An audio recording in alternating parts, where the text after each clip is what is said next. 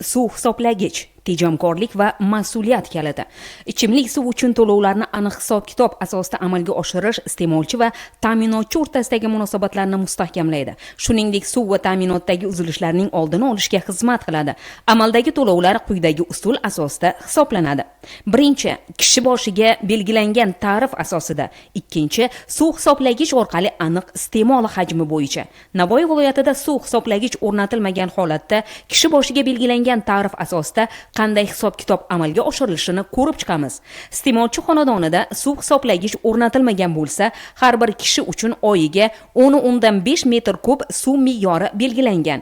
O'zbekiston Respublikasi Vazirlar Mahkamasining 2013-yil 6-noyabrdagi 300-sonli qaroriga muvofiq suv hisoblash uskunasi o'rnatilmagan xonadonlarda to'lovlar 1,5 baravar koeffitsient bilan hisoblanadi. Shunga ko'ra, ichimlik suvi uchun 62.597.5 so'm, oqova xizmati uchun 21.462 so'm, jami bir kishi uchun oyiga 84.059.5 so'm. Agar xonadonda 5 nafar oila a'zosi yashasa, bir oylik to'lov 420.297.5 so'mni tashkil etadi. Suv hisoblagich o'rnatilgan holatda esa to'lovlar aniq iste'mol qilingan suv hajmi bo'yicha amalga oshiriladi. Masalan, 5 kishilik oila bir oyda o'rtacha 15 metr kub suv iste'mol qilgan taqdirda ichimlik suv uchun 58.800 so'm, oqova xizmati uchun 30.240 so'm, jami oyiga 89.040 so'm to'lanadi. Qancha mablag' tejaladi? Demak, suv hisoblagich o'rnatilmagan holatda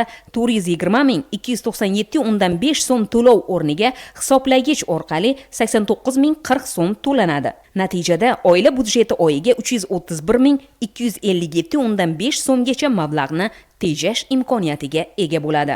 Xulosa shuki, suv hisoblagich o'rnatish oila budjeti uchun iqtisodiy foyda keltiradi. Suv iste'molini aniq nazorat qilish imkonini beradi. Tabiiy resurslarni asrashga xizmat qiladi.